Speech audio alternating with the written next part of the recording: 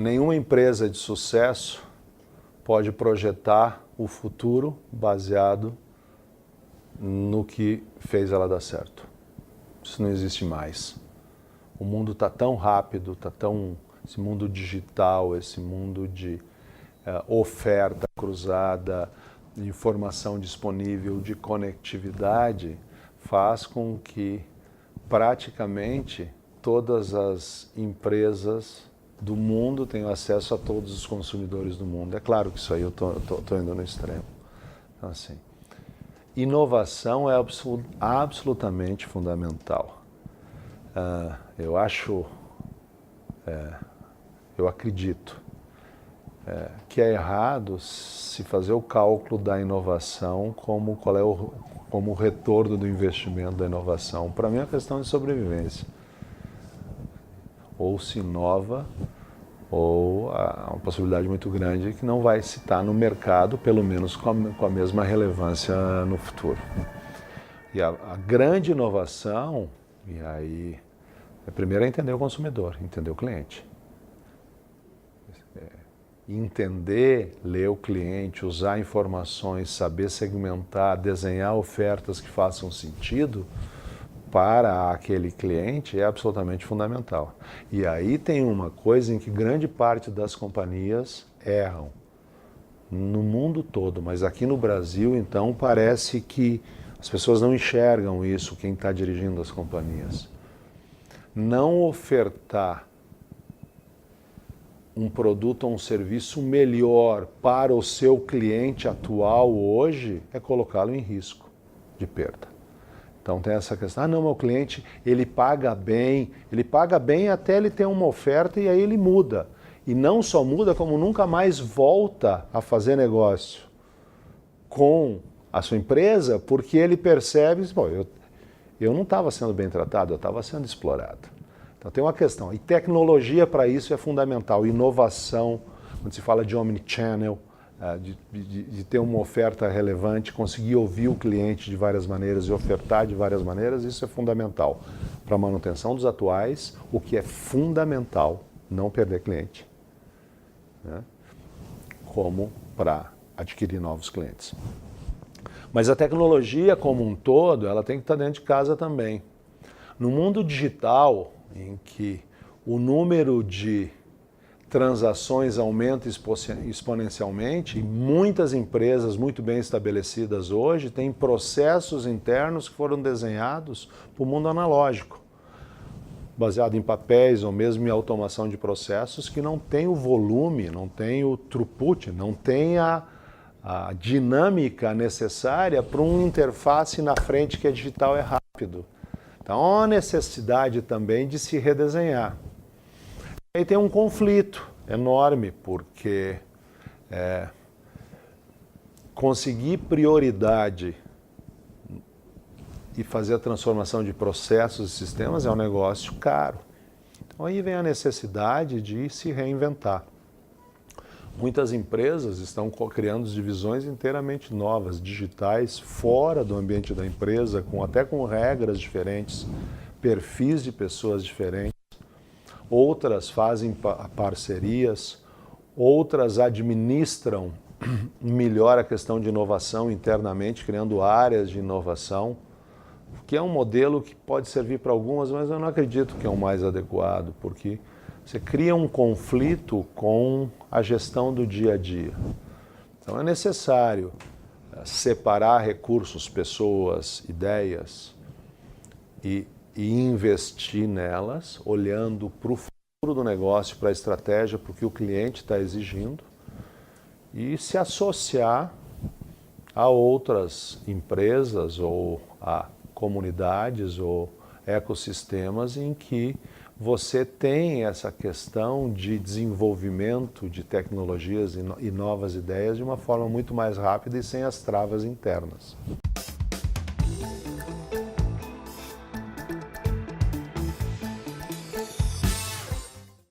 Bom, a primeira coisa que nós fazemos, e aqui no Brasil a gente faz bem feito isso, mas é uma estratégia da companhia como um todo, é entender o negócio do nosso cliente. As nossas conversas com os clientes, elas têm que ser num nível de entendimento que agregue valor ao cliente. Então, a gente tem que entender de tecnologia, tem que entender da nossa oferta, de dados, de analytics, mas nós temos que falar qual é o impacto disso para o cliente poder entender onde é que estão as dores deles, os problemas, as oportunidades. Essa é a primeira coisa. Estar próximo e falar uma linguagem de negócio e realmente de parceria. Essa é a primeira coisa. A segunda coisa é que está muito ligada ao que está acontecendo fora. A terceira coisa é reinventar os nossos processos e as nossas tecnologias. O uso de Big Data, o uso de inteligência artificial, de algoritmos, de sempre olhar qual a melhor forma de uso daquela informação e qual é o impacto que ela pode ter para o nosso cliente. Esse é o nosso dia a dia. A gente tem essa mente de startup sempre se reinventando. Terceira coisa, no caso do Brasil, a gente acredita muito nesse modelo de inovação, né? Essa rapidez com que as empresas novas identificam um problema e resolvem ele com tecnologia, porque não tem legado, não tem marras, são mais livres, mais soltas para errar rápido e corrigir. E em função disso, a gente fez uma parceria com o Darwin Startups, que já vem funcionando há alguns anos, um ecossistema que foi desenvolvido em Florianópolis. Eles têm uma visão muito legal de uso da academia, da universidade, tem mão de obra, num lugar muito agradável, inclusive, de se estar, né? com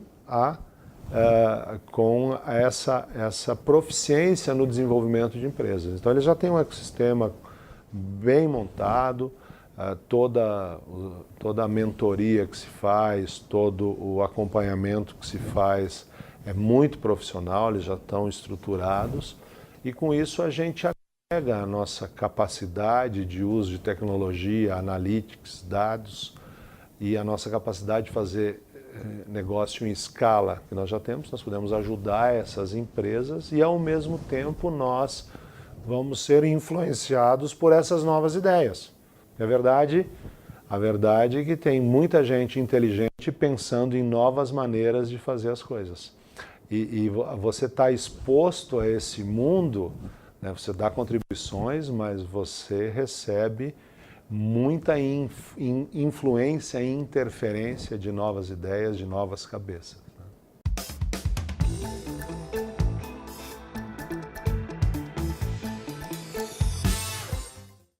Acho que o ambiente no Brasil é favorável ao surgimento de novas ideias, pela ineficiência do mercado de uma forma geral.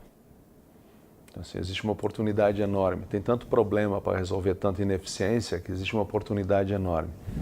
Muita gente que já que tem experiência em ter trabalhado para as corporações, que tem experiência, isso é uma coisa legal também, mundial, e consegue fazer o paralelo, enxerga e diz, nossa, aqui tem uma ineficiência enorme, se eu fizer uma solução aqui, eu consigo ser bem sucedido.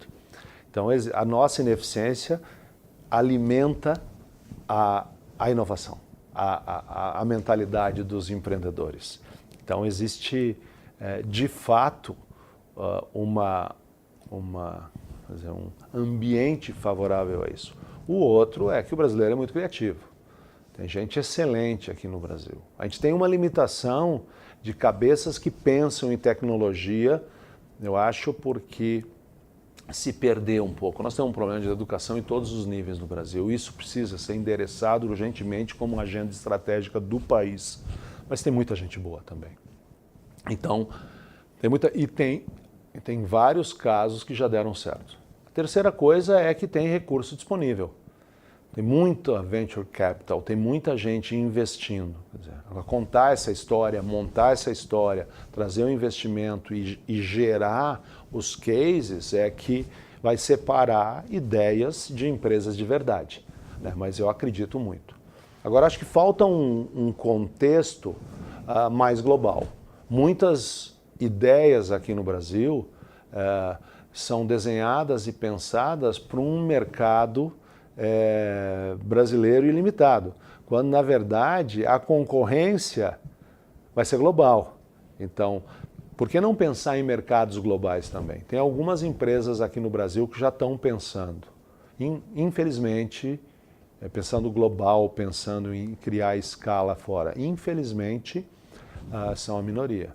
Se a gente olha o Vale do Silício, se olha Israel, mesmo a Argentina aqui com blockchain, tem várias ideias aqui que estão surgindo sempre pensando numa escala global, até porque o mercado deles às vezes é restrito.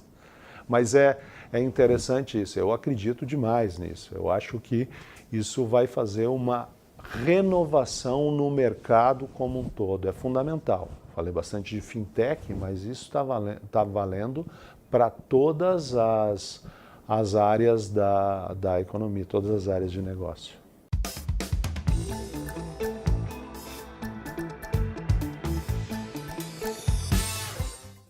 Uma agenda de responsabilidade e de compromisso com o futuro. É impossível definir sucesso sem ver melhoria da condição de vida do brasileiro, da qualidade de vida do brasileiro.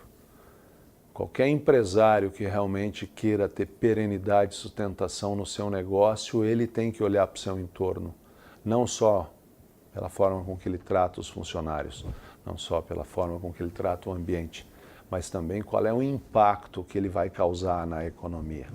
Tem muita gente que pensa assim no Brasil, mas infelizmente tem muita gente que ainda pensa no lucro imediato, egoisticamente olhando na sustentação da empresa, olhando para os indicadores financeiros. Não há sucesso sem dividir os ganhos com a sociedade. E aqui não é uma agenda absolutamente de negócio. O dividir os ganhos significa que se eu tenho eficiência e aumento essa eficiência e lanço um novo produto, como é que eu impacto os meus clientes com relação a isso? Então a agenda do empresariado de uma forma geral tem que mudar. Ele tem que pensar nos desafios, tem que entender o que está acontecendo e nós temos que, eu acho que passa por uma outra questão também, nós deveríamos pensar seriamente em educação nesse país. Os empresários têm uma responsabilidade. Há um distanciamento entre o mundo real, o mundo dos negócios. Vejo muita gente reclamando de impostos, vejo muita gente reclamando das condições, da burocracia, mas qual é a contribuição? Por que essas pessoas não têm voz ativa de dizer o que esperam para o país? Por que não se pronunciam? Eu acho que essa também é uma questão de sair um pouco dos escritórios da área de conforto e ver o mundo real que nós estamos vivendo. A situação do Brasil é complicada em distribuição de renda, com educação de baixa qualidade, com não acesso à saúde, com não acesso aos bens de consumo.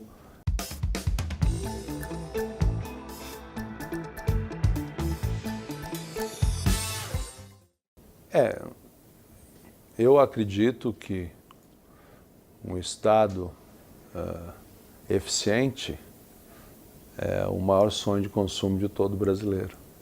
E é o que a gente não tem hoje. Nós temos um Estado ineficiente, fácil de ver, complexo, que gasta grande parte da energia e dos recursos se administrando internamente. Esse equilíbrio de forças, qual é a agenda estratégica do país, né? Então se percebe hoje muita energia da manutenção do próprio status quo.